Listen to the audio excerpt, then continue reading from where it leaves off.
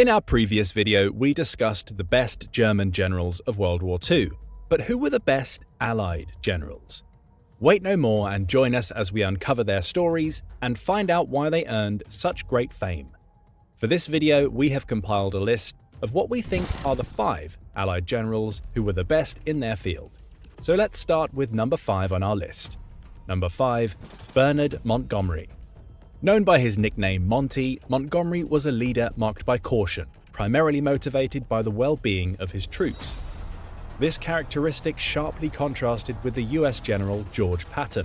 Monty's approach to warfare, characterized by deliberation and methodical planning, was a reflection of his experiences during World War I, where the needless loss of soldiers due to poor strategy and impulsive decisions had deeply affected him.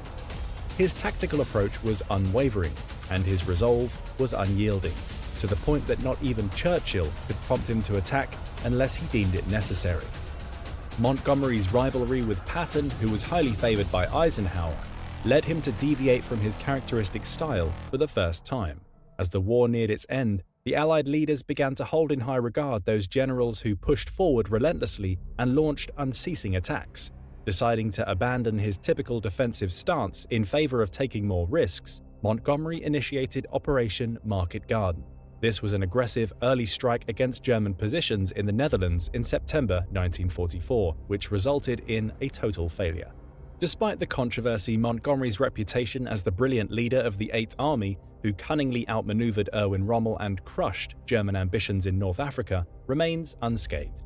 He may have been remembered as a no-nonsense individual with zero tolerance for incompetence, but those under his command held him in high regard and deep affection. While some historians may question his command skills, there's no denying that when a steady and calculated approach was needed, Field Marshal Montgomery excelled as a truly gifted military leader. Number 4, Douglas MacArthur.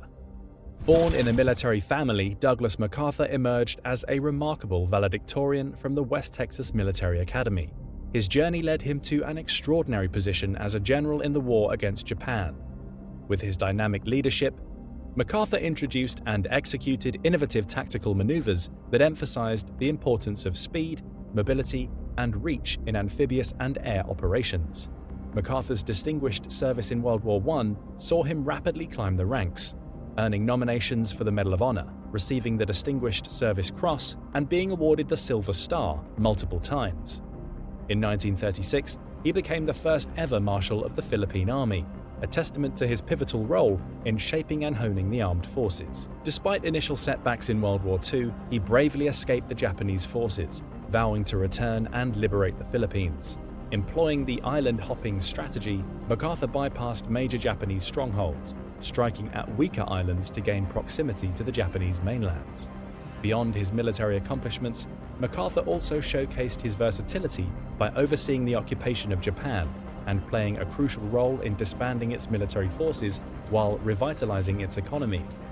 MacArthur, an extraordinary figure in military history, stood among a select few to hold the prestigious title of General of the Army in the US.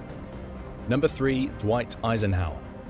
After Japan's attack on Pearl Harbor, Eisenhower joined the General Staff, based in Washington. From December 1941 to June 1942, his main focus was on coming up with strategies to defeat Germany and Japan in the war. In the midst of 1942, Eisenhower made his way to London, assuming the prestigious position of commanding general for the entire European theatre. Despite facing criticism from British officers for his limited combat experience, Eisenhower refused to let it dampen his spirits. Instead, he embraced the challenge head-on. As setbacks plagued campaigns in North Africa and Sicily, Eisenhower wasted no time in taking decisive action. Ineffectual generals were promptly dismissed, while those who excelled were rewarded with advancement. With a more hands-on approach to strategic planning, Eisenhower tirelessly worked towards fostering cooperation, recognizing its pivotal importance. Eisenhower truly came into his own with the invasion of Normandy. Months of meticulous planning were his secret weapon. He skillfully united the fiercely independent Air, Army, and Navy divisions into an unstoppable force. Picture this: over 4,000 ships, 10,000 aircraft, and a multinational landing force of 150,000 troops. The invasion was a triumph. But the real test came in the challenging months that followed. A resource crunch and a resilient enemy threatened to halt the campaign. That's when Eisenhower's true caliber shone through, defying the odds and showcasing his unwavering brilliance. His bold and audacious strategy, often met with skepticism, proved vital in maintaining fragile alliances and potentially minimizing casualties. However, even the greatest leaders have their missteps, as evidenced by the catastrophic failure of Operation Market Garden. Yet it was his composed and meticulous approach that saved the day during the Battle of the Bulge, turning crisis into triumph. While some criticized his cautious advance into Germany, it may have ultimately prevented a dangerous confrontation with the Soviets, who viewed the presence of the Anglo-American forces as both a threat and an advantage. Number 2. Georgy Zhukov. He was hailed by some as harsh, self-centered, and ruthless, while others credited his triumphs to fortuitous winter weather and his adversaries' indecisiveness. And then there were those who marveled at his unmatched determination to conquer all. The truth, each of these characterizations held a piece of the puzzle. War broke out when Zhukov was in his mid-40s. Known for his directness and blunt nature, he didn't hesitate to take credit for ideas that weren't entirely his own, frequently demoted officers, and even threatened those who oppose him with execution. However, his expertise in warfare tactics, his ability to inspire the use of all available resources, and his willingness to grant his subordinates freedom in executing orders were unmatched. He was one of the few who could assert himself with Stalin and eventually persuaded the dictator to allow the generals control of the front line. Notably, no other commander from any nation could match Zhukov's extraordinary war record. In 1939, Zhukov led the Red Army in the Khalkhin Gol battle against the Japanese in Outer Mongolia.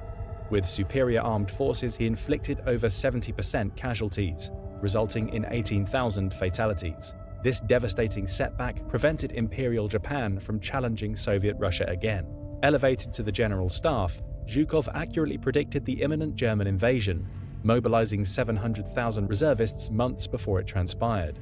Tasked with defending Leningrad, Zhukov strengthened defenses, utilized Baltic warships' cannons as artillery, and launched relentless counterattacks. His efforts, combined with Hitler's decision to siege rather than invade the city, solidified Zhukov's status as the savior of Leningrad.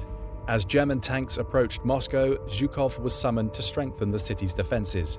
He swiftly organized civilians to build roadblocks and dig rifle pits, even using balloons to disrupt the low-flying aircraft. Despite Stalin's worries, Zhukov remained confident in Moscow's ability to withstand the attack. His strategic deployment of reserves against the German advance resulted in significant casualties but ultimately saved countless lives. After the war came to an end, the marshal's stature crumbled with astonishing speed. Driven by a poisonous envy of Zhukov's worldwide acclaim, Stalin stripped him of his influence and erased his accomplishments from the annals of history. Yet Zhukov's triumphant exploits persisted, indelibly etched in the collective memory. Number 1. George Patton. George Patton was definitely quite a character, with his fancy guns, colourful language, and shameless self-promotion. But when it came to leading, he was all about careful planning, structured operations, and encouraging input from his team. Just like the famous Confederate General Thomas J. Stonewall Jackson, Patton believed in fate, had a reputation for being a bit eccentric and strict, and was deeply religious. While his men might not have always liked him, everyone respected his skills as a field commander, making him one of the most successful US generals. In the daring 1942 Allied invasion of North Africa, Patton emerged as a fearless leader, spearheading the US attack on Casablanca. With astonishing speed, his forces achieved a resounding victory in under a week. When the US Second Corps faced a devastating defeat in Tunisia, Patton fearlessly seized control. He restored order and ignited a renewed sense of morale among his troops. But Patton's legendary prowess didn't stop there. During the invasion of Sicily, under his command, the US 7th Army surged forward, leaving the British in their wake. They covered double the distance at double the speed, swiftly securing the majority of the island in less than 30 days. Patton's career almost took a destructive turn due to 2 incidents in Sicily, one of which garnered significant media attention. He verbally and physically attacked 2 soldiers suffering from combat stress, resulting in public criticism and embarrassment for the US High Command. These incidents, seen as temporary lapses or meltdowns, were indicative of Patton's character. Known for his strong will and confrontational nature, Patton had no tolerance for hesitation in combat. While this sometimes had negative personal consequences, it also gave him power and influence in his command. As the leader of the US Third Army in France, Patton achieved a remarkable recovery.